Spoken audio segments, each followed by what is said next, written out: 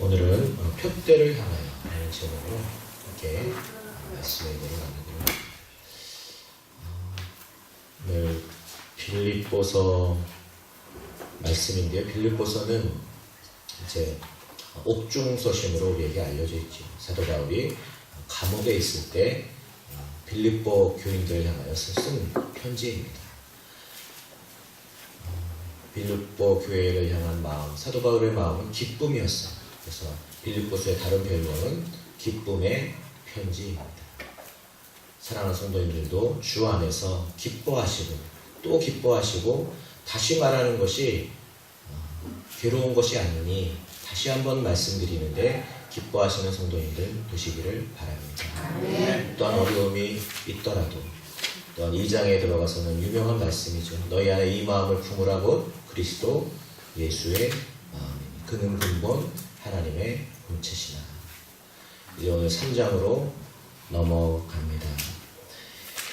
1절입니다. 끝으로 나의 형제들아 주 안에서 무엇하라고요? 기뻐하라. 할렐루야. 하나님을 기뻐하는 것이 우리들의 힘인 줄로 믿습니다. 기뻐하시는 성도님들 되십시오. 3절입니다. 하나님의 성령으로 봉사하며 그리스도 예수로 자랑하고 육체를 신뢰하지 아니하는 우리가 곧 할례 받아야 된다 이렇게 말하는 사람들이 있었나 봐요.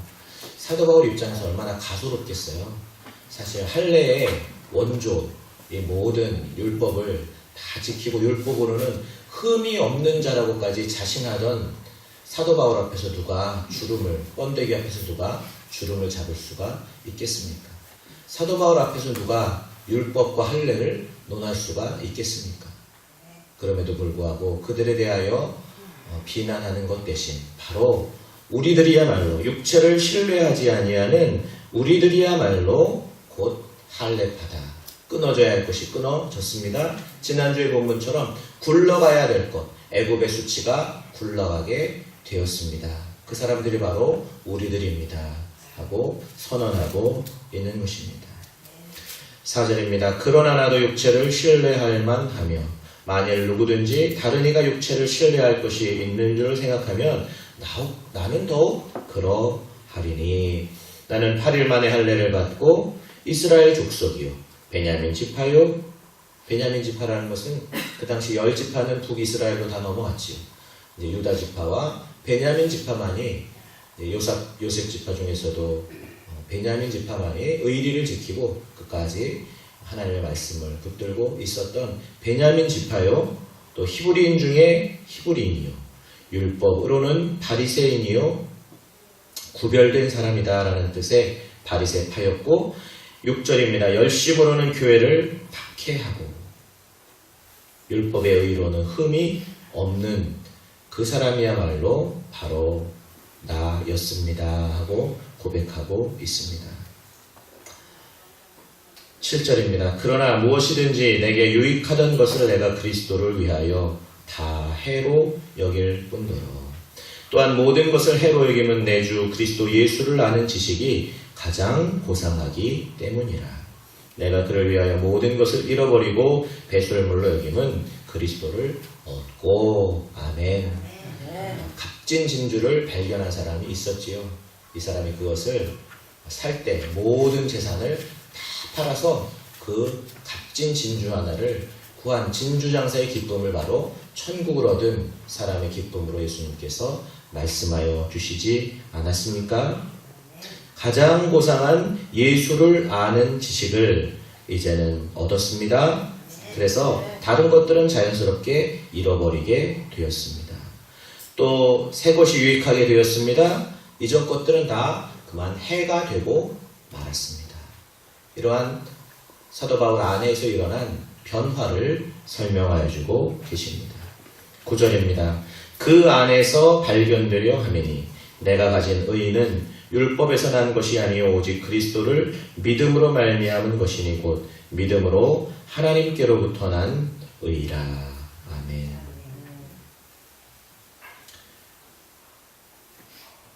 구원파들은 이렇게 말하지요. 죄인입니까? 이렇게 물어봅니다. 우리 성도님들 죄인인가요? 구원파들은 그런 분들을 타겟으로 삼아가지고 왜 죄인이냐, 예수님께서 십자가 보혈로 단번에 죄를 다 떠나가게 해주셨는데 왜 아직도 죄인이라고 생각을 하고 있느냐. 이것은 아직도 구원 사건이 분명하지 않기 때문이고, 그래서 구원 사건이 분명하다면 이제는 나는 죄인이 아니라 의인으로서 살아갈 수밖에 없는 존재가 되었다 하는 것을 말하면서 사람들을 이제 구원파 교회로 데리고 가고는 하지요. 사랑하는 성도님들, 죄인입니까 우리는? 자신이 없으시네요. 구원파가 데려갈까봐. 우리는요, 죄인이에요. 아무리 이제 예수님의 십자가의 보혈로 우리를 의롭다고 하여 주셔도 그것은 정죄가, 죄는 있지만 죄를 정하는 그런 재판장으로서의 하나님께서 이제는 너에게 죄가 없다 이렇게 인정을 해 주셨다 뿐이지 우리는 여전히 죄인입니다. 하지만 하나님께서 의롭다 하고 인정을 해 주신 분들이기 때문에 법적으로는 죄인이 아니에요. 하지만 우리가 생활로서는 죄 가운데 있는 자들입니다. 그런 것이죠. 우리들이 이것이 잘 구별되어서 정리가 되면 우리의 신앙생활에 큰 유익이 있을 줄로 믿습니다. 나는 여전히 죄인입니다. 근데 사도 바울이 어떻게 보면 좀 이것을 오해를 살 만큼 그렇게 강조해서 말씀하신 것이 뭐냐면은 믿음이에요. 그래서 믿음을 강조하다 보니까 행함은 조금 이렇게 뒤로 젖혀지는 것 같고, 이것을 이어받은 이제 파가 어떻게 보면은 구원파라고도 할 수 있어요. 그냥 믿음으로 어떤 구원 사건, 이것이 중요하고 다른 것들은 별로 중요하지 않다. 물론 옳을 수 있습니다. 강조점이지요. 하지만 사도 바울 역시도 이것에 대한 그러한 큰 기쁨으로 강조를 하기는 하였지만, 그런즉 어찌하리요? 우리가 은혜 가운데 거하려고 죄를 더 짓겠느냐? 그렇지는 않다고 말씀하여 주시지요. 사랑하는 성도님들, 죄인과 의인의 이 언제나 긴장 관계에서 힘을 얻으시는 성도님들이 되시기를 바랍니다. 저는 여전히 죄인입니다. 하지만 하나님께서 예수 그리스도로 말미암아 의롭다 인정해 주셨습니다. 이 두 가지는 언제나 우리와 함께 있는 것입니다. 할렐루야. 뒤에 말씀을 보시겠습니다. 9절, 그 안에서 발견되려 함이니 내가 가진 의는 율법에서 난 것이 아니오 오직 그리스도를 믿음으로 말미암은 것이니 곧 믿음으로 하나님께로부터 난 의라. 10절, 내가 그리스도와 함께 그리스도와 그 부활의 권능과 그 고난에 참여함을 알고자 하여 그의 죽으심을 본받아 어떻게 해서든지 죽은 자 가운데서 부활에 이르려 하노니 내가 이미 얻었다 함도 아니요 온전히 이루었다 함도 아니라 오직 내가 그리스도 예수께 잡힌 바 된 그것을 잡으려고 달려가노라. 포레스트 검프라는 영화를 보셨지요? 어떤 장면이 가장 감동적이신가요? 워낙 명작이라 주옥 같은 장면이 많이 있지만 저한테는 그 어린 검프가 이제 다리가 아팠잖아요. 다리가 그래서 잘 걷지를 못해서 거기에다 이렇게 보조 장치를 달고 있었습니다. 근데 참 아이들은 악하지요. 이렇게 놀리는 그런 아이들이 있었지요. 3명의 아이들. 언제나 3이라는 숫자가 위험합니다. 그래서 3명만 모이면은 둘만 모여도 그렇게 악한 짓을 하려고 별로 힘을 안 쓰는데 하나만 더 붙어도 웬 용기가 나는지 그 검프한테 이렇게 괴롭히고 그러는 것이 있습니다. 근데 그냥 괴롭히는 정도가 아니라 나중에 돌을 던지죠. 근데 돌이 그만 날라와가지고 검프의 머리에 박히게 되었어요. 머리가 찢어지는 것이죠. 그래서 넘어졌는데 언제나 또 착한 역할을 하는 사람들이 있습니다. 누구지요? 제니라는 여자친구가 있죠. 여자친구가 일으켜 세워줍니다. 이렇게 세워주는데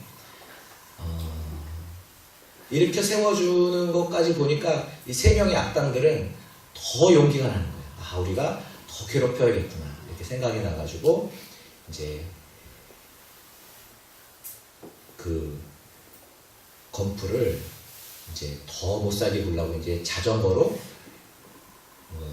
달려와서 쫓아가기를 시작을 하죠.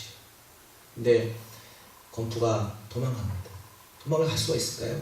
성한 애들이 더군다나 자전거를 타고 그냥 이렇게 하고서 쫓아오는 애들을 피할 수가 있을까요? 건프는 걸어갈 때도 이렇게밖에 못 걸어요. 왜냐하면 다리가 불편하기 때문에. 근데 뛰기 시작을 합니다. 왜냐하면 뒤에서 누가 쫓아와요? 악당들이 쫓아와요. 도망을 가야 돼요, 안 가야 돼요? 도망 안 가면 어떻게 돼요? 아주 그냥 또 호되게 또 걸리는 날이 오는 거지. 도망을 가야겠으니까 이거가 다리가 이렇게 뻗정다리가 되어서는 뛸 수가 없으니까 할 수 없이 이제 이거를 다리를 굽혀보기 시작을 하는데 보셨군요. 이제 그 뒤로 이제 이렇게 정말로 뛰어지기 시작을 하는 거예요. 근데 그동안 평생 어렸을 때부터 몸이 약한 아이였기 때문에 채워져 있었던 그 보조 장치가 이제는 그만 다 풀러지게 되는 것이죠. 그 뒤로는 건프가 자기도 놀랍니다. 뛰는데 도대체 이게 어떻게 된 일인지. 근데 건프가 놀란 것 이상으로 또 놀란 사람들이 있죠. 누구죠? 쫓아오던 악당들이 깜짝 놀라가지고 쫓아가다가 그냥 두고 이제 큰 평원이 펼쳐지면서 건프가 이제 그 평원을 달려가는 장면, 그 장면을 저는 잊을 수가 없습니다.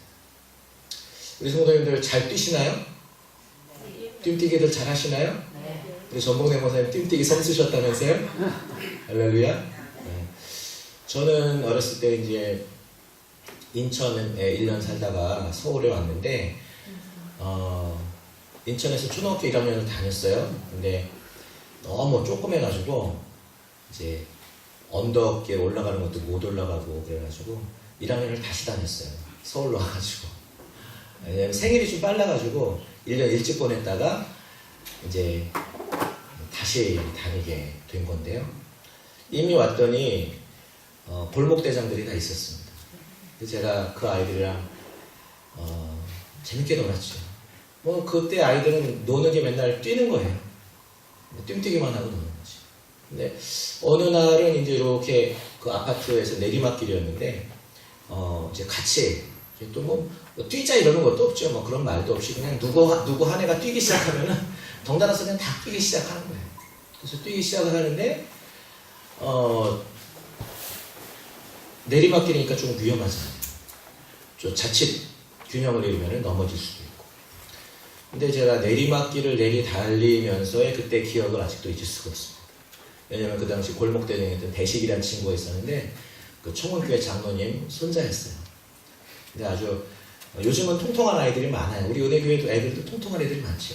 근데 그때는 서울에 있으나 지방에 있으나 다 이렇게 통통한 애들이 별로 없었는데 걔는 얼굴이 통통해가지고 살집이 있던 친구였어요. 걔가 골목대장이었는데 걔가 늘 1등이었죠. 근데 뛰는데 제 어깨가 걔 앞으로 이렇게 나가는 거예요. 할렐루야. 이렇게 옆에서 뛰는데 저 스스로도 놀라는 거예요. 이게 어깨가 앞으로 나가면서 그것보다도 더 놀라운 거는 뭐냐면 뛰는 요령을 그때가 8살이었는데 이제 생각을 한 거예요. 뭐냐면은 팔과 다리가 어떻게 움직여야 되죠? 같이 움직이면 안 되잖아요. 이렇게 되면 따로 이렇게 움직이게 되는 거가 이제 빠르게 달릴 수 있는 요령이구나라는 것을 그때 어렸을 때 생각을 하게 되었습니다. 그래서 그 뒤로는 언제든지 달리는 사람이었어요. 저도 포레스트 검프처럼. 그래서 제가 아마 그 영화를 또 남다르게 좋아하고 그런지는 모르겠습니다. 우리 성도님들 죄인이면서 의인인 요거가 언제나 따로따로 우리 성도님들에게 작동 되시기를 예수님의 이름으로 축원합니다. 한 가지가 되면은 안 됩니다. 언제나 따로 마치 손과 발처럼 내가 죄인일수록 더욱 의인이 되었습니다. 나는 의인일수록 더욱더 나의 죄인됨을 기억을 하고 있습니다. 이 두 가지는 언제나 같이 우리의 삶을 움직이는 모티브가 되는 것입니다. 달려가노라 말하였습니다. 예수께 잡힌 바 된 그것을 잡으려고 달려가노라. 쉼없이 달려오셨지요. 잘하셨습니다. 여기까지 달려오셨습니다. 오늘도 우리 최인순 성도님도 얼마나 인생을 달려오셨겠습니까?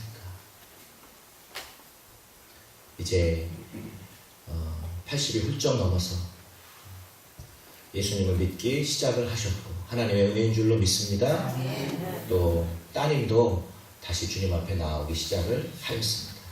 그런데 그만 어려운 일이 생기게 되었어요.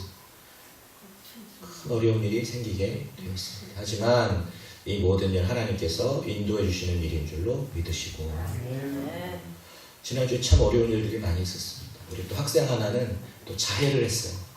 근데 그 시각을 제가 가만히 계산을 해봤더니 아마 청년들이 수련회를 갔었는데 그곳에서 아마 기도하는 시간이 아니었을까 이런 생각을 했어요. 밤 12시였거든요. 근데 제가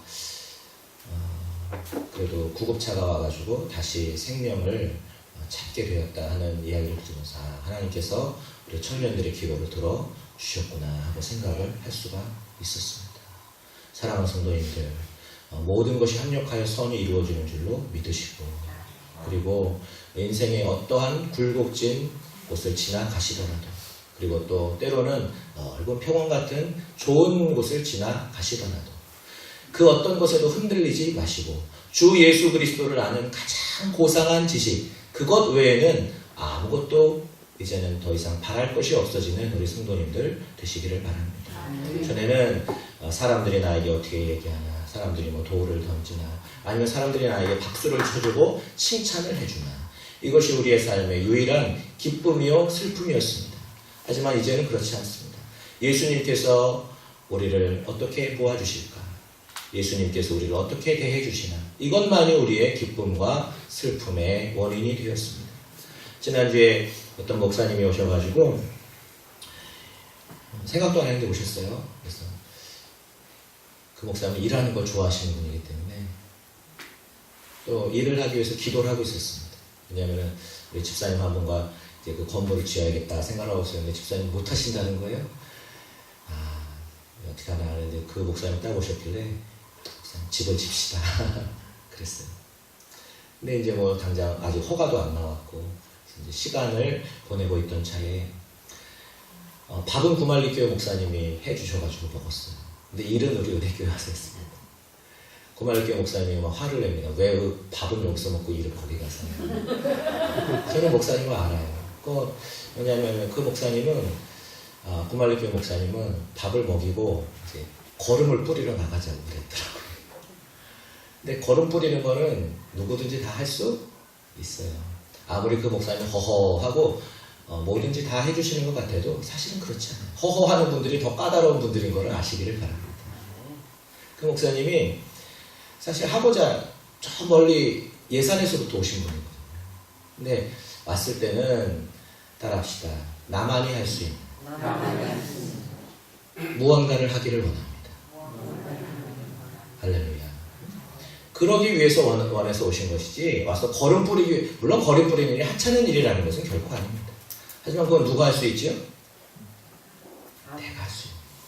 사랑하는 성도님들, 하나님을 종부리듯 하지 않으시는 우리 성도님들 되시기를 바랍니다. 따라합시다. 하나님이 하시는 일과 내가 하는 일을 명확하게 구별합시다.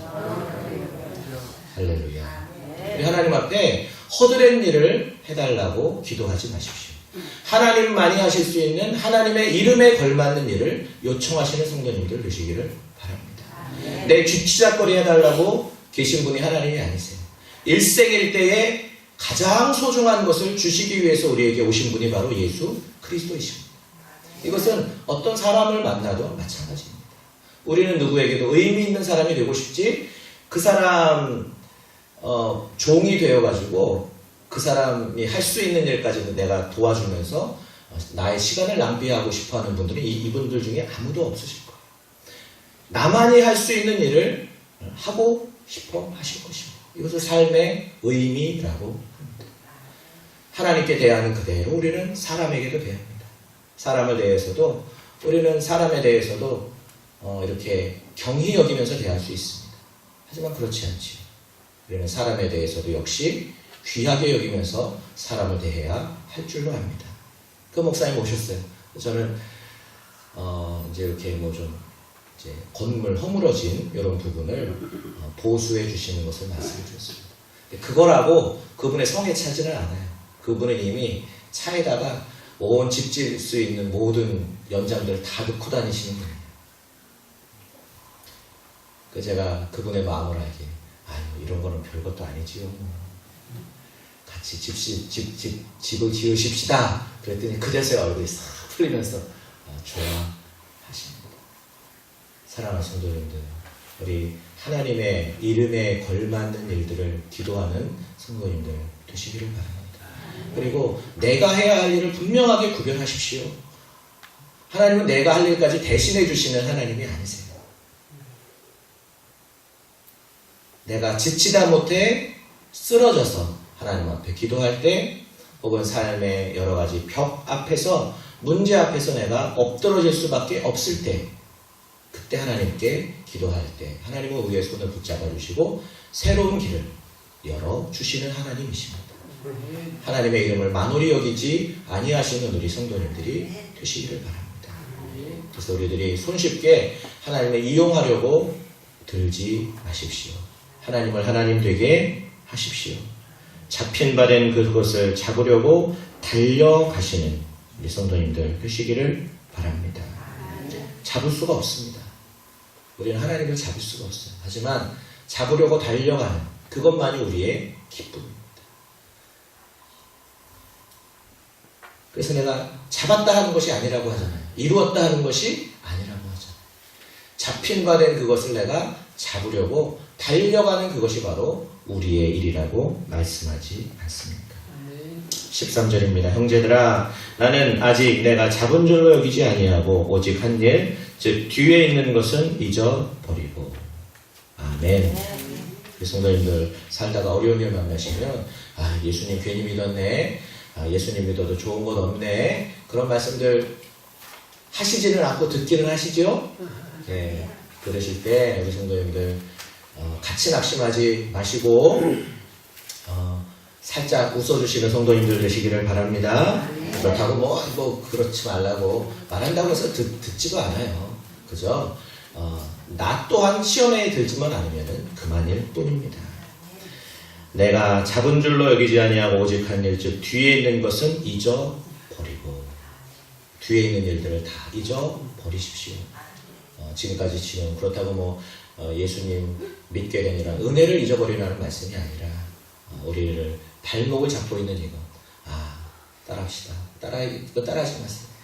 나는 해도 안 돼. 나는 해도 안 되는 사람이에요. 이것이 바로 우리의 과거죠. 우리가 예수님 신앙생활을 하면서도 이것을 놓지를 못합니다. 예수님 믿어도 참 별로 좋은 것은 없구나. 2019년을 힘차게 시작을 하였지만 그래도 아직도 나는 이 모양 이 꼴이구나. 라는 이러한 떠나보내야 할 과거의 얽매인 것들, 이것들이 잊어버려지는 우리 성도님들 되시기를 바랍니다. 잊어버리고 앞에 있는 것을 잡으려고. 할렐루야. 사랑하는 성도님들, 앞에 있는 것, 푯대를 생각하시는 성도님들 되시기를 바랍니다. 우리에게 예수 그리스도가 계십니다. 그리고 그것을 잡으려고 오늘도 변함없이 달려가는 이것이 바로 하나님의 은혜입니다. 직선이라는 개념은 뭐냐면 점과 점 사이의 최단 거리를 직선이라고 합니다. 달리기 못하는 사람들의 특징이 뭐죠? 가다가 이렇게 이렇게 쳐다보기도 하고. 성도님들 푯대를 향하여서, 목적을 향하여서 나아가시기를 바랍니다. 내일 일을 생각하지 마시고, 한날 괴로움은 그날의 족한 줄로 여기시고, 내일 걱정은 내일이 할 것입니다. 한 달 뒤로는 그날에 족하다고 하셨으니 한 날 최고의 하나님 앞에 최선의 삶을 사시는 우리 성도님들이 되시기를 바랍니다. 일주일도 잘 지내다 오셨지요? 한 주간을 잘 정리하셨지요? 매듭이 지어지는 오늘 거룩한 주일이 되시기를 바랍니다. 또한 나는 이만큼 더 자랐습니다. 한 뼘 더 하나님 앞에 나가게 되었습니다. 이것으로 인하여서 감사하십시오. 이 잡았다함도 아니고 얻었다함도 아닙니다. 그냥 삼륜하는 일입니다. 뭐 계시를 받았네, 뭐 직통 계시를 받았네, 아무것도 되지 못했으면서도 마치 본인이 어떤 자리에 어떤 경지에 오른 것처럼 행동하지 마십시오. 나는 여전히 주인입니다. 이 한 가지를 잊지 마십시오. 그리고 최선을 다하여서 우리의 의식의 흐름을 잘 붙잡으십시오. 그리고 낙심할 일이 있어도 내가 진폭이 얼마나 되는지 이걸 늘 체크를 하십시오. 우리 음악하는 또 우리 군인 아저씨가 오셨네요. 이런 라음이 이 진폭 진동수가 440이라고. 요 그만큼의 진동이 있는 파장을 우리는 라 소리로 듣는다는 것이지. 사랑하는 성도님들, 우리가 달려가야 할 이건 우리의 의식의 흐름의 파장들, 이것이 내가 낙심될 때 얼마큼이고 내가 좋아할 때 얼마큼이고 이것의 파장을 잘 확인을 하십시오. 그리고 인생은 이것으로 사는 것이 아니라 오직 나를 붙잡고 계신, 내가 잡았다 함도 아니요 또한 이루었다 함도 아니라 잡힌 바 된 그것을 잡으려고 쫓아가는 그것이 나의 일생임을 기억하시는 성도님들 되십시오. 그래서 이것에 그렇게 얽매이지 마십시오. 희노애락에 얽매이지 마시고 나를 오늘도 여전히 사랑하시고 오늘로 하여금 나 되게 하시고 최선을 다해서 살아가게 하시는 하나님 아버지 앞에 엎드려 경배하시는 성도님들 되시기를 바랍니다. 하루가 다 지나갔습니다. 지나갔으면 하나님 오늘도 나의 믿음을 지켜주심을 감사드립니다. 할렐루야. 뭐 좋은 일이 있어서 감사드립니다. 아니에요. 또 낙심할 일이 있어서 슬프고 예수님 괜히 믿었습니다. 아닙니다. 표대를 주시고 이것을 향해서 달려가게 하신 하나님 감사드리옵나이다. 나의 믿음을 지키게 해주신 하나님 감사드리옵나이다. 반드시 선한 곳으로 인도하여 주실 줄로 믿습니다. 제가 이제 잠이 듭니다. 하나님 밤에라도 우리 주님 다시 오시면 저를 제 이름을 불러 주시고 내일 다시금 하루의 삶을 시작하게 하여 주신다면 오늘보다 더 이러한 음의 어떤 이상의 이것을 찾아가면서 우리 주님을 향한 사랑을 찾아가면서 오늘보다 더 정교하고 더 세밀한 우리 주님 앞에 얼굴이 마음껏 빨개지고 흥분되고 즐거워하는 하나님 더 사랑하는 내일 하루 살기를 원하오니 오늘도 편안한 잠을 자게 하여 주시옵소서. 이렇게 잠이 드는 것입니다. 우리들이 이것이 모여서 우리의 일생이 이루어지는 것이지 내가 잡았다, 이루었다 이렇게 말하는 사람들은 다 상인입니다. 늘 노력하는 분들의 축복이 우리 성도님들에게 임하시기를 바랍니다. 아직도 가야 할 길이 많이 있는 이것이 우리에게 숙제가 큰 무거운 짐이 아니라 오늘도 우리들이 도전하고 또 얻어낼 수 있는 그러한 세상에 있음을 기뻐하시는 우리 성도님들이 되시기를 바랍니다. 마지막 14절입니다. 표대를 향하여. 아멘. 따라합시다. 표대를 향하여. 아멘. 바로 예수 그리스도시지. 예수 그리스도. 제가 한번 우리 집사람 우리 그 장인어른이 돌아가셨다고 얘기를 듣고 1월 1일이었잖아요, 그죠? 날 밤에 가는데 그 올림픽대로가 이상하게 무슨 마법에 걸린 것처럼 이상하게 안 가요. 가도 차도 없죠. 새벽 시간이니까. 그런데 한참을 온 것 같아도 제자리인 것 같아요. 한참을 가도 제자리. 그래서 제가 집사람한테 여보 이상하지 않아? 왜 우리 맨날 지금 계속 빨리 가는데도 여기 제자리지? 여보도 그래? 나도 그래. 왜 그랬을까? 나중에야 그런 생각이 들더라고요. 지금 마음이 어디 있어요? 마음의 장례식장. 우리 아버지, 사랑하는 아버지 곁에 가 있는데 나는 여전히 어디에요? 나는 여전히 거기에 못 가고 있구나 라는 그 마음이 있으니까 계속 그 자리인 것 같은 거예요. 하지만 그 자리는 아니죠. 그래서 직진하고 아버지께 이제 그 임종의 자리로 가고 있습니다. 우리는 그날 놀랐습니다. 어쩌면 그렇게 송구영신 예배까지 다 드리게 하시고 연락이 오게 하셔서 또 이제 제삿날 잊지 말라고 1월 1일이야. 어쩌면 그렇게 하나님 앞에 예배할 거 다 드리게 하시고 이렇게 도게 하시는가 이런 생각을 지금 와서 하게 됩니다.